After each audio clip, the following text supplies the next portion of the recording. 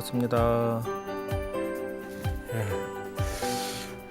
자, 서장 강의를 시작을 해서 오늘 또 진도를 나가도록 하겠습니다. 그래서 이제 참선이 도대체 계속 이어지는 것은 여러분들에게는 생소할 수 있고 또 상중하층이 있어요. 신도분도 그렇고 세상에 그 일반 분들도 상중하층이 있는데 지금 이것은 상층의 내용이다 이렇게 보는데 첫째는 이게 첫째 우리한테 무슨 의미가 있겠느냐 계속 강조를 하면서 넘어가야 되겠다 이런 거예요. 우선 일단은 제가 세상의 그 인생의 해법 즉 말하면은 보편적으로 사람들이 저희들한테 와서 스님 인생 상담 좀 해주세요 이렇게 들어와요. 그러면은 사람들에게 AS 해주는 방식은 상법, 중법, 하법으로 상담을 받아요. 그런데 그러면 스님 하법은 뭡니까? 라고 하면은 문제 진단을 한 다음에 여기에서는 현실 적응하는 법을 스님이 AS를 해줄 수밖에 없는 것이에요. 거기에 더해서 부처님의 은혜를 가미시킨다 이렇게 하는 것이죠. 그 다음에 추가하는 것은 조상님의 은혜를 가미시킨다 이렇게 해요. 보통 하법은 이렇게 나가는 것이 기본 원칙이에요. 현실 적응하는 방법을 과학적으로 제시하지 않으면은 이쪽만 AS를 해서 길을 열어가는 방식은 천도제니 뭔 이렇게 하는데 이것만 하면 편견이다 하는 거예요. 그래서 하려면은 현재적인 것과 부처님의 은혜와 조상님의 사랑을 합쳐서 풀어나가는 방식을 하법이다 이런다는 것이에요.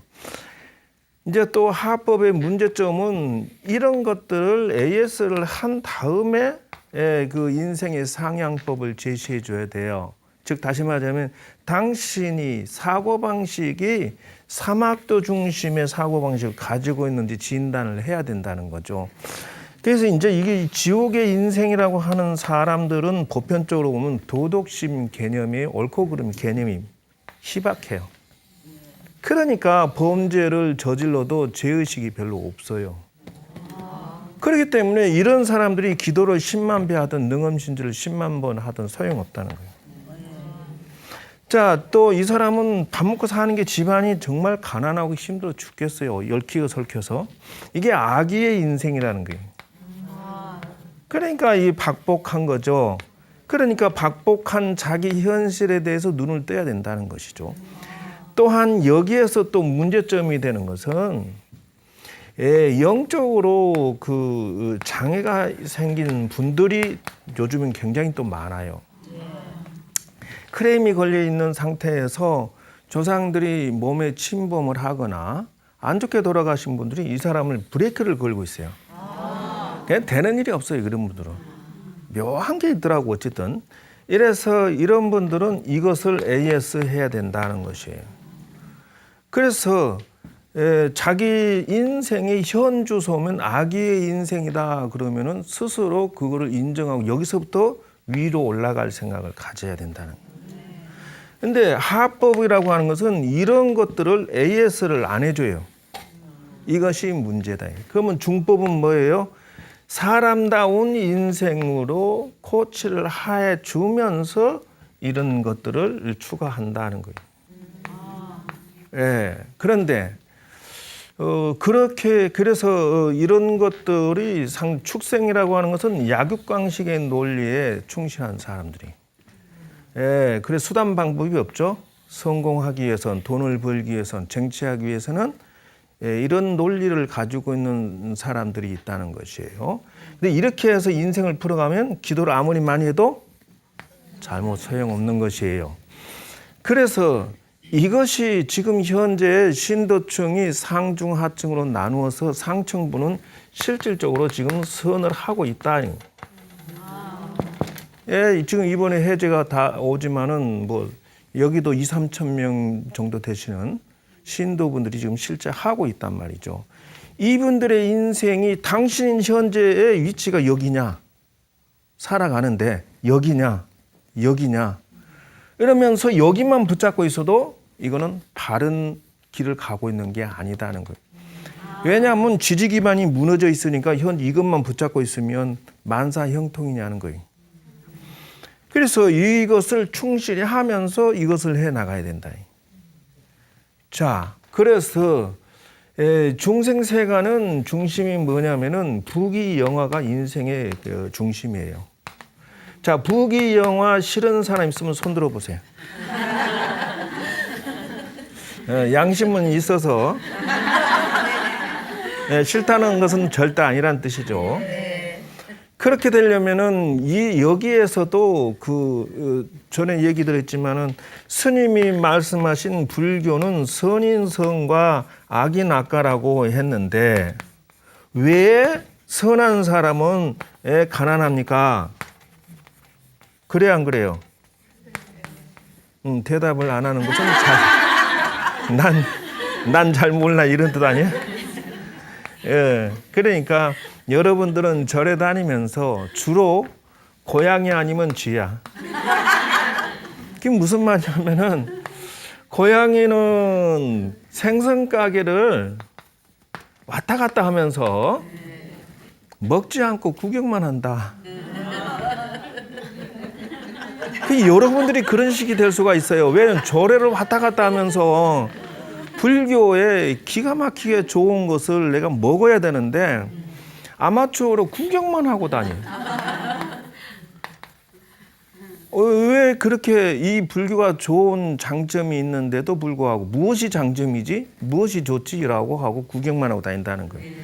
절에서 가져가는 것이 굉장히 소중하고 그것이 성공의 컨텐츠다 하는 거예요.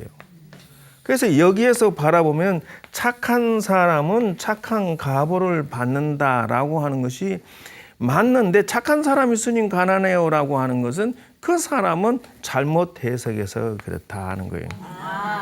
나쁜 사람이 잘 살아요 하는 것도 이것도 해석을 잘못한 거예요. 즉 다시 말하자면은 무슨 말이냐면은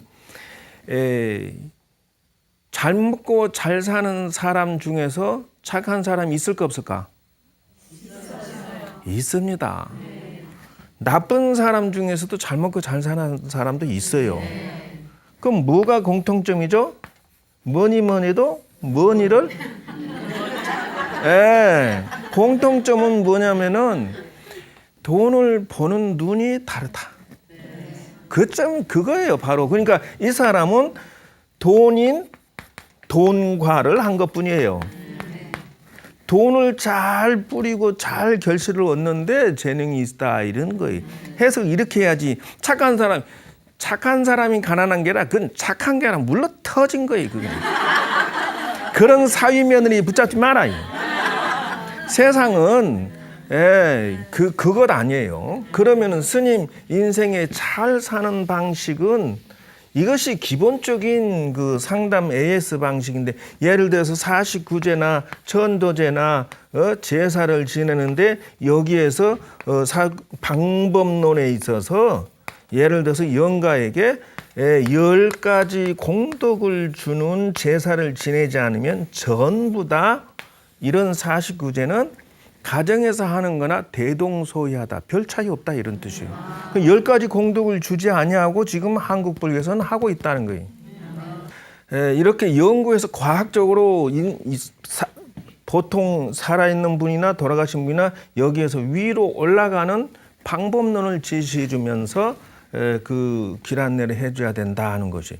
그러면 상법이 뭐냐는 거예요. 제일 중요한 것은 중법은 복덕의 인생을 살면서 자기 인생을 업그레이드 시키는 방법을 제시해 주는 것이 이것이 현자의 길이다 하는 거예요. 정말하자면 기도 법칙에서 사막도 기도하는 사람이 있다. 백날에도 돼요, 안 돼요? 안 돼요. 그래서 여러분들이 볼 때 기도 뭐 100만 배 했어, 200만 배 했어 하는데 가만히 보세요. 마음씨 쓰고 행동하는 것은 꼭 아주 못돼 처먹었다. 그러면 짝 꺼버림. 그리고 집안이 말이요 돈 때문에 형편이 없다. 기도 아무리 많이 해도 짝꺼버려요. 별 볼 일 없는 것. 왜? 맘독을 하던 자기 인생을 정법으로 중법, 복덕의 인생으로 바꾸면서 기도를 하지 않았다는 뜻이에요. 반드시 좋아져요. 반드시 기도라고 하는 것은 기도만 하면 된다 안 된다? 안 되는 것이에요. 기도는 반드시 자기 자정기도, 자기를 바르게 정화시키면서 자정기도를 하는 자가 비로소 인생의 시작이다 하는 것이에요. 그것도 똑바로 못하면서 자기 인생 가족을 전부 다 지옥으로 만들어 놓고 10만 배 했어요. 3천 배를 100일간 했어요. 웃기는 소리 하지 마라. 다 소용없는 일. 기도는 바로 자수성가를 보여주는 것이 기도예요. 자수성가 해내지 못한 사람 기도했다는 입에 담지 말아요. 기도 속에서 부처님과 소통하면서 자기 완성을, 자기 인생의 완성 또는 자기 가족의 완성을 보여줄 수 있어야만 기도를 훌륭하게 잘하는 것이지. 근데 여기에서 더 나아가서 이 복덕의 인생으로 가는 것이 기본이에요. 근데 이 우주의 질서는요, 오늘보다 내일이 더 좋아야 된다, 나빠야 된다? 좋아야 된다. 나쁘고 싶은 사람. 하여튼 있을 수가 없죠. 그것이 바로 우주의 진리라는 거예요. 위로. 우리는 모두 다 잘 되고 싶어서 정말로 오늘도 내일도 열심히 살고 있는 거예요. 그러니까 여러분들이 사막도 인생 기도에서 눈을 뜨고자 한다면은 상향해라. 복덕의 인생으로 바꾸고, 자, 여기에서 좀 더 상향으로 인생을 바꾸고자 하느냐? 그러면 상법을 사용하면은 인생이 새롭게 환골탈퇴하는 것을 알 수가 있다. 즉, 다시 말하자면은 제가 찾아낸 것은 여러분들이 볼 때 그 인생이 180도로 확 바뀌어서 성공하는 케이스가 자주 있을까요, 없을까요? 거의 없습니다. 그러면은 무슨 말이냐 하면은 제가 상법으로 AS를 해준다라고 하면은 아예 단기 출가를 시킵니다. 왜 그러냐 하면은 아주 빠르게 환골탈퇴시키는 방식이 이 방식이다는 것을 제가 눈을 떴어요. 즉 말하자면은 스님들이 사회에서 그 출가하기 전에는 굉장히 모든 인생이 여기를 한 번씩은 다 거쳐왔다 이렇게 볼 수도 있어요. 왜? 지독스럽게 고생했을 것이라는 거. 되는 일이 없고 그래 고생하다가 그게 아니다. 인생은 뭔가 새로운 인생이 있지 않느냐 이러고 하고 들어온 수가 다수 있단 말이에요. 근데 그런 경우는 인생이 안 되는 인생을 180도로 바꾸는 방식이 무엇인가라고 살펴봤더니 산에서 출가해서 인생은 업장 소멸을 시키고 수행을 했더니 확 180도로 바뀌었다는 거예요. 이 공식이 있구나. 왜 그러냐 하면 여러분 아무리 별 볼 일 없는 스님이라도 여러분들이 보면 어떻게 해요? 먼저 인사를 해요, 안 해요? 봐요. 달라졌잖아. 대접이 달라졌다고. 인생이 확 달라져. 그리고요, 아주 진실하게 수행 공덕 쌓고 업장 소멸 공덕을 제대로 쌓으신 스님들은요, 거기에다가 이렇게 공부 잘해서 잘 가르쳐 주면요, 세상이 일반 분들의 10배에서 100배 정도는 부귀영화를 가진 스님이 있다 없다? 있다.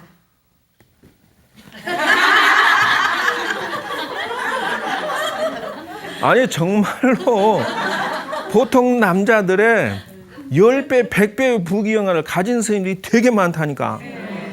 세계적으로 우리나라가 부자 스님이 제일 많아.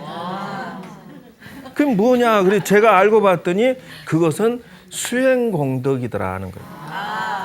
인생을 환골탈퇴하는 데 있어서 단기 출가나 내는 수행 공덕을 쌓으면 이 아래에 있는 것이 싹 새롭게 써진다는 것이에요.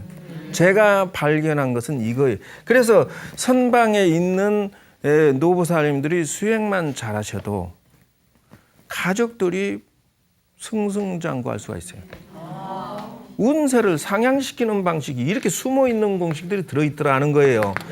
그런데 중요한 거는 여기서 한 칸 위로 올라가는 것이 출세간 인생이라는 게 존재한다. 예, 즉 다시 말하면은 인간의 위치에서 여기에서 예를 들면은 잘못 살면은 지옥으로 떨어지고 또 다시 형벌 끝나고 나면 위로 올라가고 내려가고 올라가고 하는 것을 무슨 인생? 응? 기초결인데 간세음보살, 마살 이런 것을 윤회하는 인생이다 하는 거예요. 전생에도 결혼하고 자식 낳고 살다가 죽어가지고 탁 잊어버리고 또 새로 오늘 요즘에 태어나서 다시 결혼하고 자식 낳고 살다가 울고 또 죽고 이것을 수백 천만 번 반복한다 하는 거예요. 그것을 어떤 인생이냐면 윤회하는 인생이다 이래요. 그러니 불교 철학은 무슨 철학? 간세음보살. 그러니까 제발 고양이나 쥐처럼 저래 다니면 안 된다니까. 공부 좀 하셔야 돼. 쥐가 말이죠, 쌀 창고를 지키는데 쌀을 절대 안 먹고 왔다 갔다만 한대. 돼요 안 돼요? 바보야.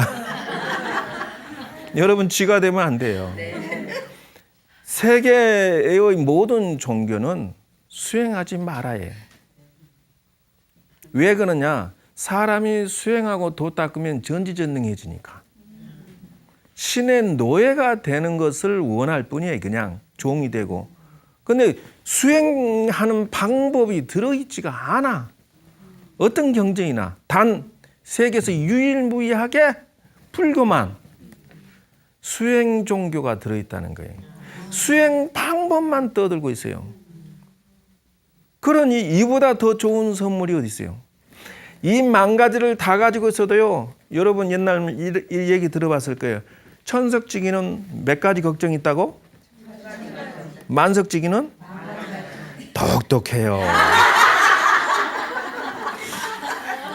누가 가르쳐도 안 가르쳐줘도 어쩌면 그렇게.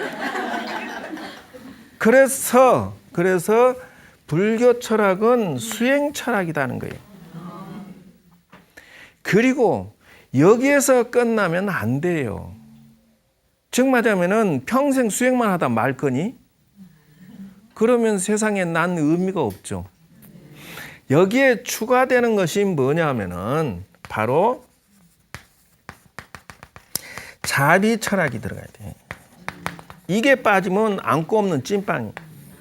그래서 불교 철학은 이 두 가지를 합쳐놓은 것이다 이렇게 얘기하는 거예요. 그래서 수행 공덕과 자비 공덕이 합쳐지면은 띵호하다, 최고다. 운명을 환골탈태시키고 가족을 최고로 만들어주는 공식이다 하는 거예요. 그래서 이 참선 강의가 상법에 해당된다는 것이. 그래서 여러분들에게 그래서 오늘은 이제 서장 본론을 들어가야지 너무 서론만 지금 너무 길었어요. 그래서 중요한 것은 지금 여러분이 동기부여를 말해드리고 싶은 거예요. 참선은 여러분 인생 해법의 상법에 해당된다는 거예요. 그래서 여러분 알아서 하세요. 지금 당장 요 밑에서 왔다 갔다 하면은 이쪽에서 공부하시고 여기에서 왔다 갔다 한다면 이거 하시고 그러나 상법을 잡으면 만사형통이다. 알아서 하세요. 제가 가르쳐 드리고 있는 이 상법은 참선하는 법을 통해서 여러분들이 다 잘 되는 길을 안내하고자 한다는 것이에요. 그래서 이제 정실왕이 대스님에게 편지를 보냈어요. 편지를 보냈는데 자 행주자와 어묵동정에 열심히 했습니다. 이렇게 얘기했는데 그래 당신이 그랬다고? 그래서 이제 대스님이 답장을 해 주십니다. 근데 이거 정말 하자면은 고요한 장소에서 할 때하고 시끄러운 데서 할 때하고 이거 지금 왔다 갔다 합니다. 이렇게 질문하는 거예요. 그러니까 그 대스님께서 말씀하시는 것이 야 조용한 곳에서만 고집하지 마라. 시끄러운 것도 가능해야 된다. 이렇게 조언을 하고 계시는 거예요. 그래서 그 대에 대해서 설법하시기를 첫째, 야 유마대사는 돌을 닦을 때 석세에서 결혼해서 자식 낳고 살면서도 얼마든지 돌을 닦았다. 그것이 바로 안 좋은 환경에서도 돌을 닦을 수 있느니라 이렇게 했다는. 수행공덕이 여러분 인생의 해법이 최고의 애들이 문제 있다 그러면은 연수를 보내 환골탈태돼서 나간. 여러분도 마찬가지예요. 정신건강이 좀 문제 있다 그럼 우울증이 왔다 스트레스 받는다 한 번 와서 단기 출가하고 가라. 그러면 정신이 건강해진단 말이에요. 인생의 최고는 건강인데 요는 그것처럼 유마대사는 뭐라고 말씀했냐면은 영꽃은 진흙바탕에서 크지 멀쩡한 땅에서 안 큰다. 진흙바탕은 더럽지만은 그 속에서 꽃을 피우면 물들지 않고 얼마나 예쁘냐. 그런데 무엇을 정천이 무슨 시끄러운 장소니 조용한 장소니 떠가지고 앉았냐. 아이 이런 김밥 옆구리 터지는 소리 하지 마. 환경이니 업장이니 그런 지지구리한 소리 하지 마라. 일심으로 열심히 하면 땡이지 무슨 그런 소리 하냐 이렇게 지금 조언하고 계세요. 그래서 마음을 비워라 방거사에 이렇게 말하고 있는데 당신이 결정적인 믿음 가지고 있으니까 그런 소리 하지 마라 이렇게 하고 있어요. 업식도 문제가 있더라도 그에 구애받지 마라 이렇게 설명하고 있어요. 자 그런데 이거에 대해서 제 개인적으로 참선 장소에 대해서 설명을 한 게 있어요. 이거.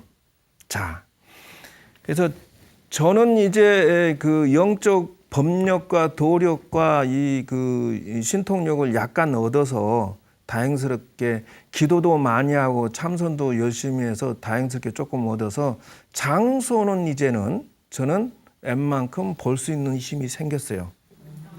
그러면은 탐행자, 욕심에 좀 집착이 많은 사람은 어느 장소? 자, 진행자는 화를 잘 내는 사람이고요. 예, 치행자는 좀 집중이 안 되고 그런 사람이에요. 자, 봅시다. 이것을 잘 봐야 돼요. 정말 하자면 탐행자는 이렇게 나오죠. 이런 사람들은 장소를 일단은 시작할 때 부정관을 닦아라.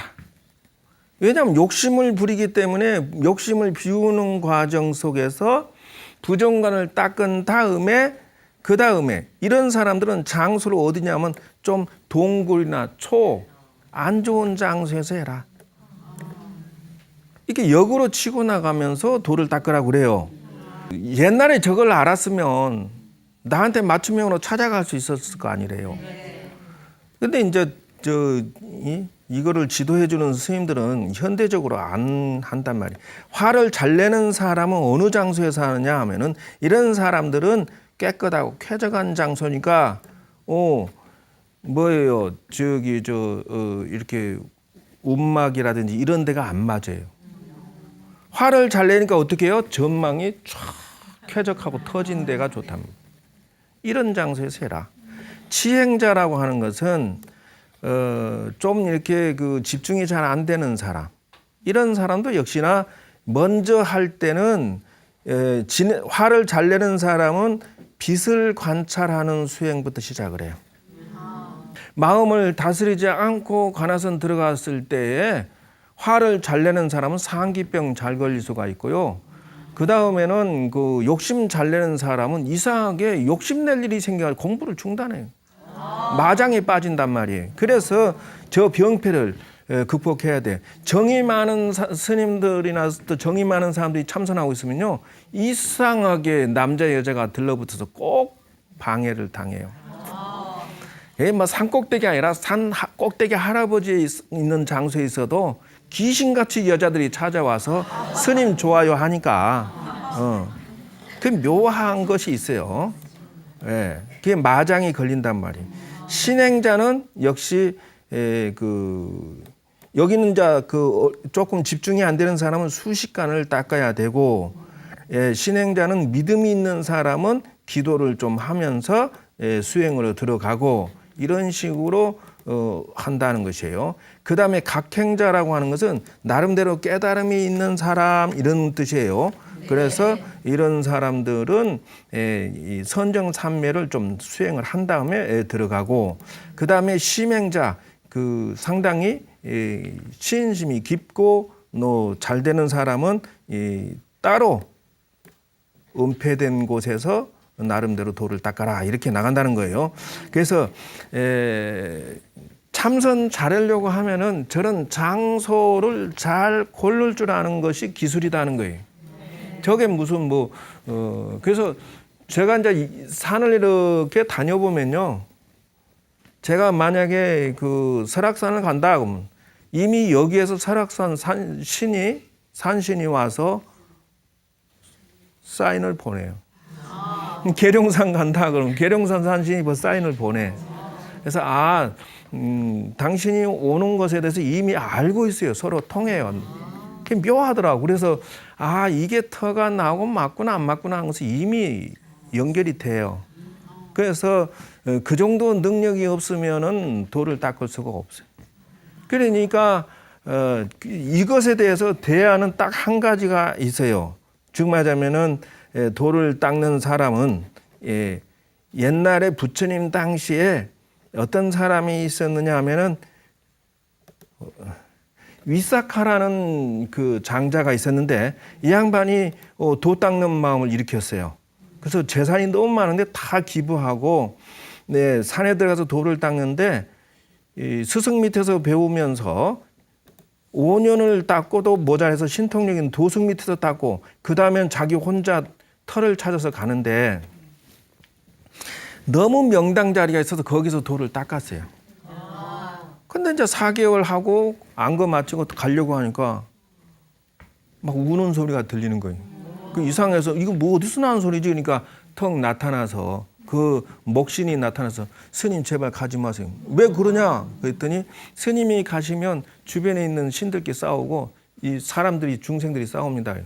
그 무슨 소리냐? 스님이 자비심으로 자비명상을 하면서 도를 닦기 때문에 그렇습니다. 이러는 거예요.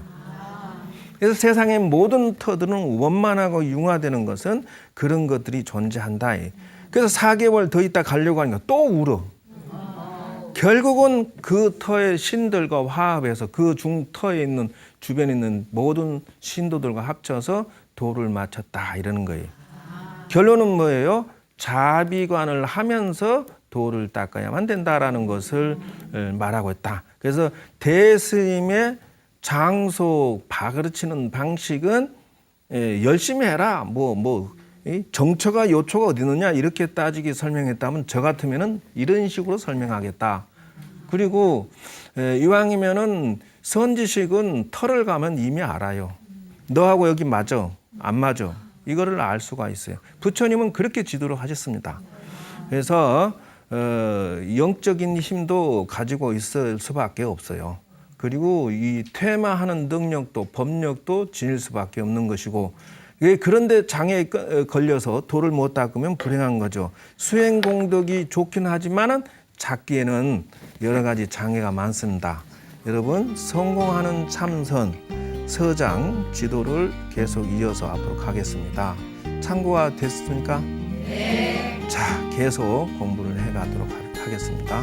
자, 여러분 성불하십시오.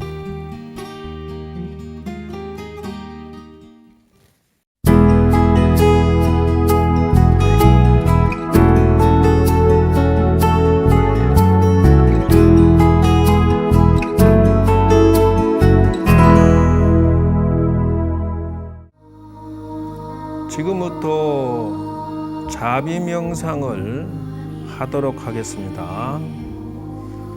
마음을 머리에 두고 공기의 흐름이나 느낌을 가져보세요. 자, 긴장을 이완시키시고요. 다시 마음을 코끝에 두고 느낌을 느껴보세요. 다시 마음을 배꼽에 두고 다시 마음을 발가락 끝에 두고요. 자, 온몸의 긴장을 이완시킨 다음에 여러분들은 모두 아름다운 동산에 있다라고 생각하세요. 동산에서 잔디밭 속에서 서서히 쭉 미끄러져 내려가는 것이 이루어지고요. 지금부터 관세음보살을 5번 하게 되면 쭉 내려가서 마음의 법당에 들어가게 될 것입니다. 관세음보살 관세음보살 관세음보살 관세음보살 관세음보살 관세음보살.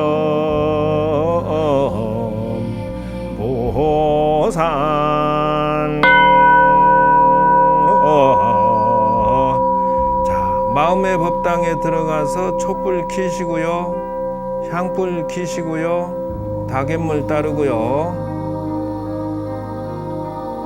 인사를 올리십시오. 그리고 자리에 앉아서 마음속으로 부처님 전에 합장하고요, 자비로운 마음을 연상합니다. 관세음보살님의 이마에서 광명이 나에게 내려와서 자비로운 빛을 내가 받아서 스스로를 정화하고 주변을 밝고 밝게 비추시기를 바랍니다. 제가 관세음보살님 전에 자비로운 마음을 수행하고 닦고자 하옵니다. 제가 이제부터 제 자신에게 억압을 하거나 남에게 억압을 하는 일을 하지 않기로 자비로 빛을 놔두옵니다. 제가 제 자신으로부터 공격적이지 않고 남을 다치거나 상처를 주지 않기를 자비로운 마음으로 치유합니다. 제가 제 자신에게 학대하고 남을 괴롭히려는 마음에서 벗어나기를 자비의 빛을 비추옵니다. 제 자신에게 파괴하는 짓을 하지 않고 다른 사람에게도 상처를 주지 않기를 자비의 빛을 비추옵니다. 제가 스스로 괴롭히는 짓을 하지 아니하고 남을 괴롭히지 않겠습니다. 자비로서 오직 대할 뿐 모든 사랑하고 사랑하겠습니다. 관세음보살님처럼 자비롭고 사랑하고 도와주고 베풀고 이해하고 배려하는 인생을 살겠습니다. 나무 관세음보살님께서 자비로운 빛을 놔두시어 저희들이 몸과 마음이 날로 평안하고 건강하고 행복하여 지기를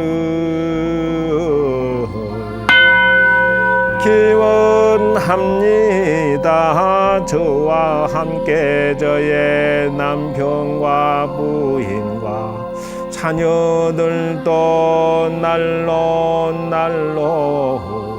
건강하고 행복하고 평화롭기를 축원합니다. 저와 함께 이웃과 모든 친지 부모 형제까지 자비 공덕을 얻어지다. 자, 여러분들은 모두 다 마음의 안정과 평화를 얻었습니다. 하직 인사를 드리시고요, 촛불 끄고 다갯물 비우고 현실로 돌아오겠습니다. 관세음보살님을 3번 하게 되면 마음과 몸이 평화로우면서 행복해져 있을 것입니다. 관세음보살 관세음보살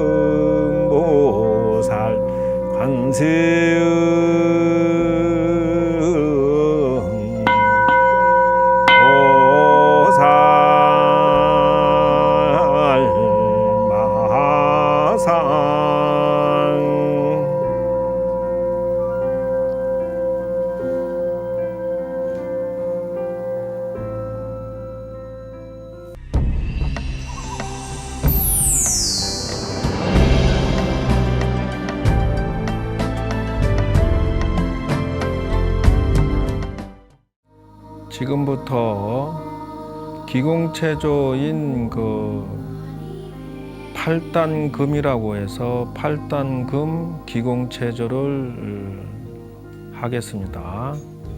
그래서 8가지 동작으로 기공체조하는 것을 배우도록 하겠습니다.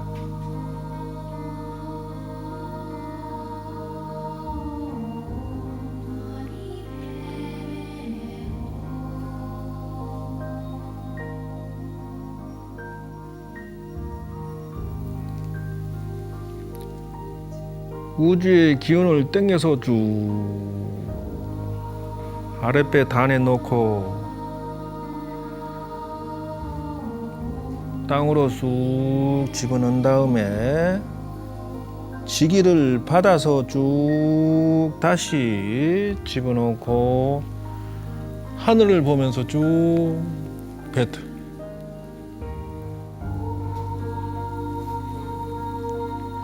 쭉 밖으로 길을 버리고 나쁜 것을 다시 자연의 기운을 받아서 쭉 마시고 쭉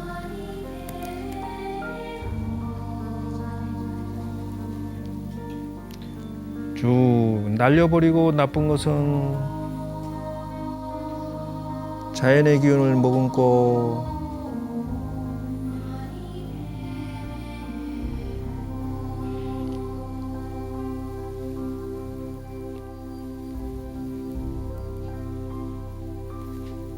날리고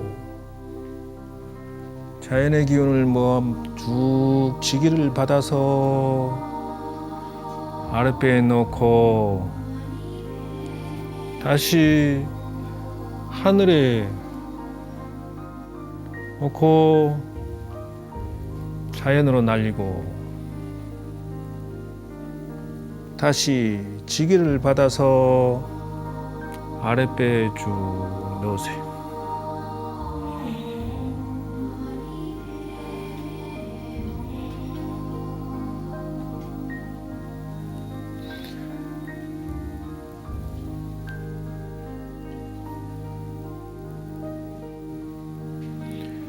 지기를 쭉 받아서 아랫배에 놓고 쭉 당겨서 하늘로 날리고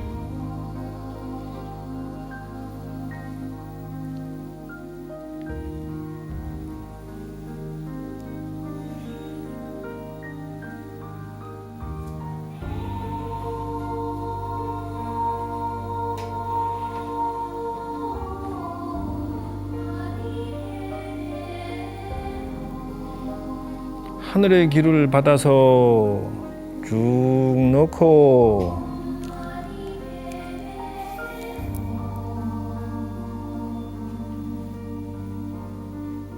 화살 쏘기.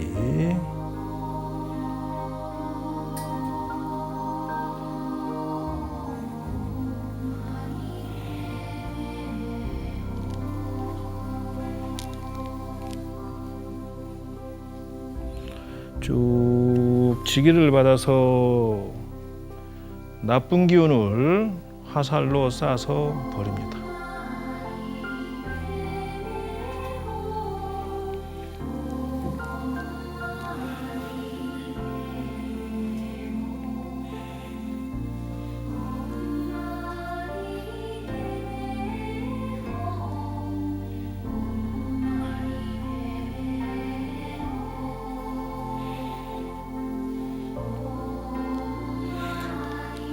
지기를 받아서 달에 놓고 나쁜 기운을 쭉 쏴서 날리